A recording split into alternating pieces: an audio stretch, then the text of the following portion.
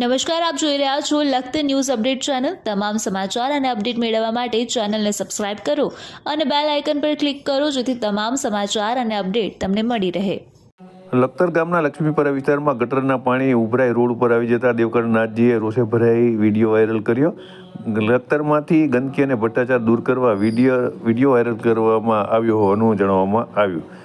લખતર ગ્રામ પંચાયતના વહીવટની હાલત છેલ્લા 2 વર્ષથી કથળી છે। પાતળિયા હનુમાનજી મહારાજના મહંત દેવકરણ નાથજીના જણાવ્યા મુજબ લખતર ગામના સફાઈ કામદારોને છેલ્લા 5 મહિનાથી પગાર આપવામાં આવ્યો નથી, આથી તેમની આર્થિક હાલત કથળી છે।